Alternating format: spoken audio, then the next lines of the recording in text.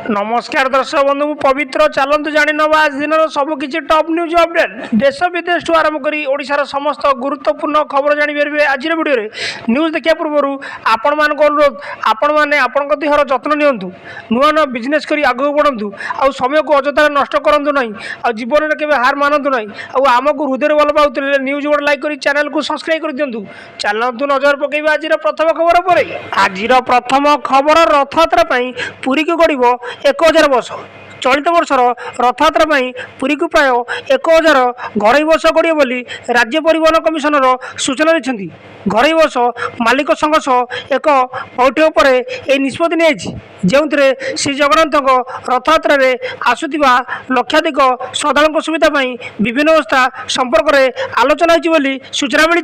परवर्ती खबर सिक्किम दुर्घटना शोक प्रकाश कले मुख्यमंत्री सिक्किम तीस्ता नदी में एक टूरिस्ट बस बहु गभीर को खसी पड़ा खबर जाना पर मुख्यमंत्री मोहन चरण माझी गभीर दुख प्रकाश कर बस ओडिशार अनेक यात्री सूचना मिलने पर मुख्यमंत्री सिक्किम सरकार सह आलोचना करशार दुर्घटनाग्रस्त यात्री मानकर उद्धार चिकित्सा ओडिशा को आनिबा नहीं मुख्यमंत्री आलोचना कर सूचना मिली।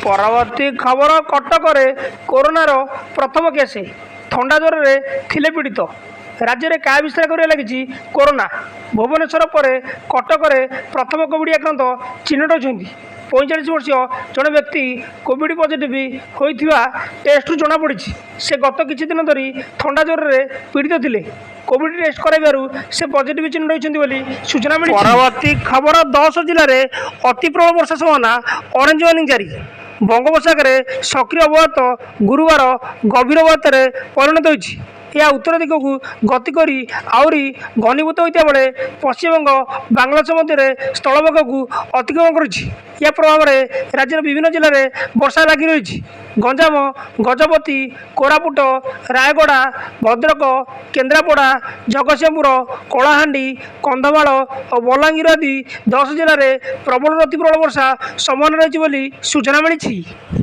परवर्ती खबर नाइजेरिया रे भयंकर बन्या 100 जनकर मृत्यु नाइजेरिया रे भयंकर बन्या रचिला तांडव बन्या एपर्यंत अतिक्रम 100 मृत्यु होता बेले अनेक निखोज दिवा सूचना नाइजेरिया रे घरे घरे पशिला बन्या पानी रास्ताघाट जलमग्न सहर निकट में एक बंध भांगी जापर एभली भयंकर बन्या सृष्टि होती जरूरीकालीन भित्तिर चली रेस्क्यू ऑपरेशन बोली सूचना मिली।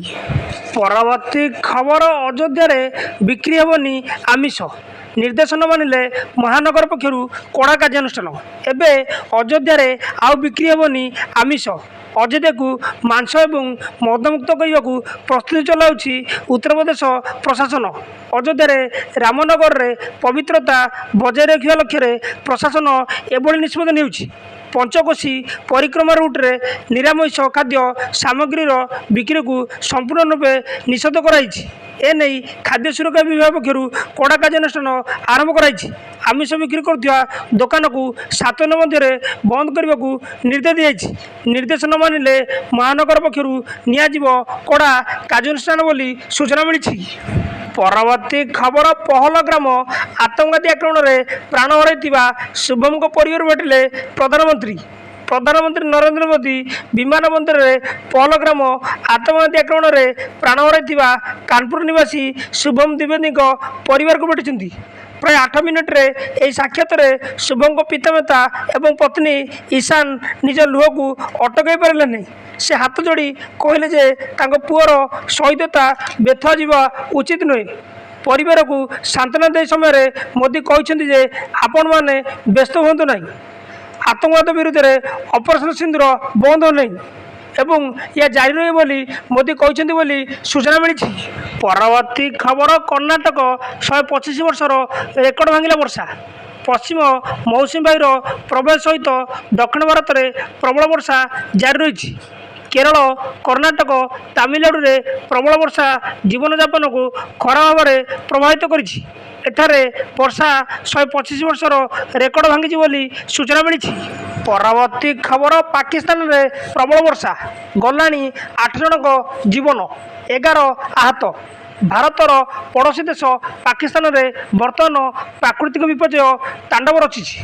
ଦେଶରେ ବିଭିନ୍ନ ସ୍ଥାନରେ ମୂଷଳଧାରରେ ବର୍ଷା ହେଉଛି, ଯାହା ଏକ ସମସ୍ୟା ପାଲଟିଛି। ପାକିସ୍ତାନରେ ବର୍ଷା ସହିତ ପବନ ବହିବାରେ ଲାଗିଛି, ଯାହା ଯୋଗୁଁ ପରିସ୍ଥିତି ଏବେ ଖରାପ ହୋଇଛି। ଏଯାଏଁ 8 ଜଣଙ୍କର ମୃତ୍ୟୁ ହୋଇଛି ବୋଲି ସୂଚନା ମିଳିଛି। ପରବର୍ତ୍ତୀ ଖବର ପ୍ରତିମାସରେ ହେବ ମକ୍ ଡ୍ରିଲ୍।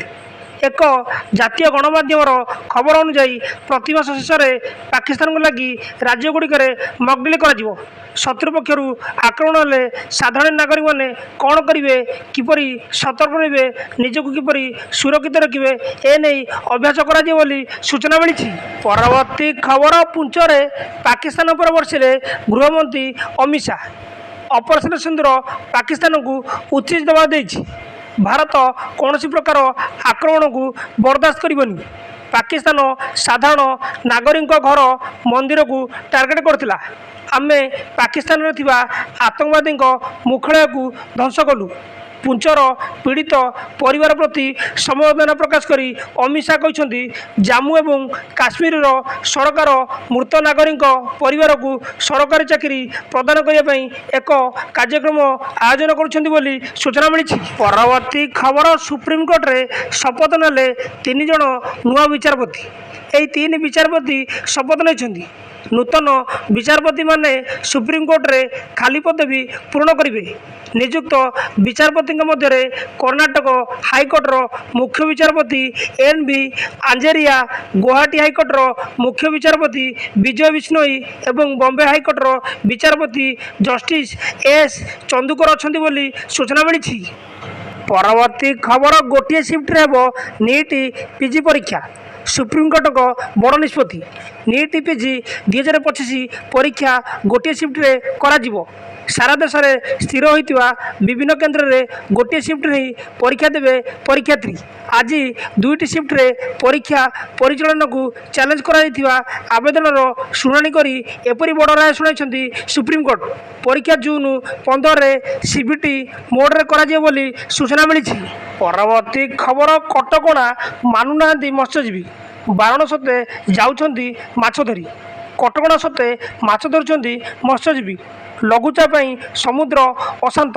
ଭାରତୀୟ ପାଣି ବିଭାଗର ସୂଚନା, ମତ୍ସ୍ୟ ବିଭାଗର ନିର୍ଦ୍ଦେଶ କ୍ରମେ 5 ଦିନ ମତ୍ସ୍ୟଜୀବୀଙ୍କୁ ସମୁଦ୍ରକୁ ବାରଣ କରାଯାଇଛି।